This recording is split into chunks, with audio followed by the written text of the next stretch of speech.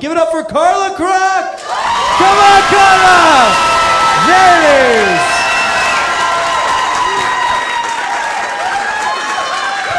Thanks for calling me a lady. Appreciate that. Thanks for coming to my midlife crisis.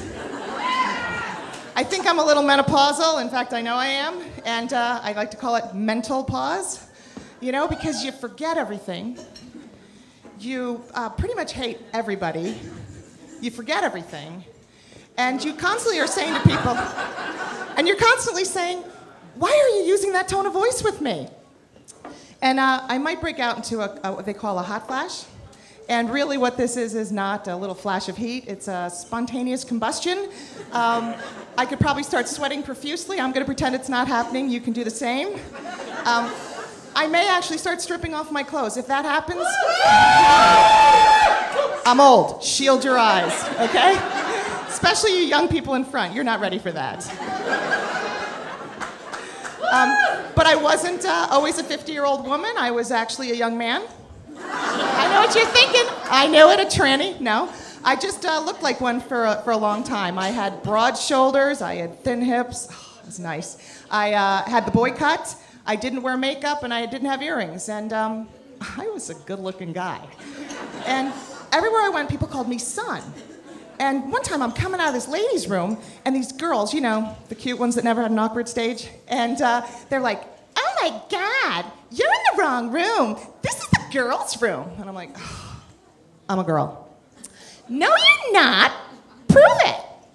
So I flashed them. That didn't seem to help. And I would go home and I would say to my mom, Mom, people think I'm a boy. And she'd look at me, she goes, oh, nonsense. They can't think that. 2 years later, we're looking at a picture of the house, and she squints and she looks at it and she says, well, now who's that boy in the picture? But I finally did get the girls, and that helped a little bit. Of course, when they came in, I actually thought they were too high. Yeah. So I would, right? So I would push them down because nobody told me that gravity was going to take care of that for me. And then, so now I have a choice. If I want them back where they used to be, I can either walk on my hands or I can hire 2 short men to carry them for me. Yeah, right? And heaven forbid I'm braless and I have to run for the phone. If I don't want to slap myself silly, I actually have to grab them and run. And everything is sagging. The other day I'm at the skin doctor and he says, I can't seem to find that spot I pulled off your butt a couple years ago. I said, look behind my knee. Funny. I lost about 250 pounds. Yeah. I found it numerous times. I'm a professional dieter. I've done them all. My first thing, I had a trainer for a year. Every morning, 5 a.m., I started with 15 push-ups with my feet on the chair. I was eating nothing. And I was, after a year, strong like bull, fat like pig. I tried everything. I did the cabbage diet. Anyone do that? This is where you eat this. I ate this god-awful cabbage morning, noon, and night. And I did. I lost a lot. I lost my stomach, my intestines, my liver, my gizzard. Right? Atkins. Anyone done Atkins? Yeah. What genius thought of this, right? I mean, women with PMS and menopause, we're already bitchy. Take away our carbs and, you know? In fact, I think the only thing a no-carb diet is good for is justification for homicide. I mean, really. Carbs give you serotonin, and serotonin keeps you from killing people. In fact, my bumper sticker reads, the driver's hour is serotonin, and she's got a gun. But I did finally lose about 60 pounds and keep it off. Apparently all you have to do is eat right. And I hated those naturally skinny women. You know the ones, right? And they just want to help. And I just want to drop kick them for sport, you know? I actually had a woman yell across a basketball court, Carla, don't eat that. You were doing so well.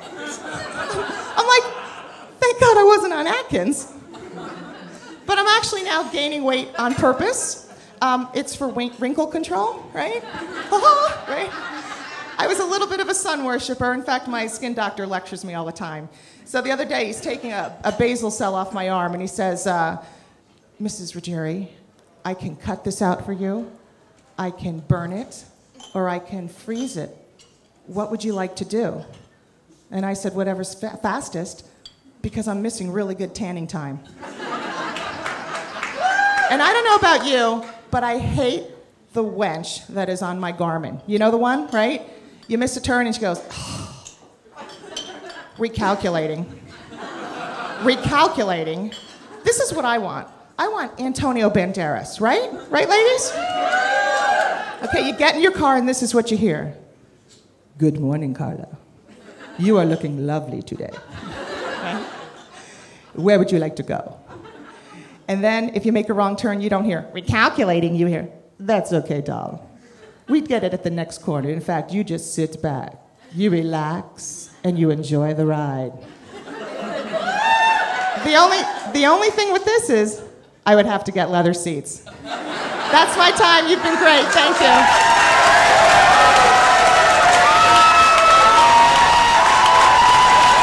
Carla Kruck! Woohoo! Very cool.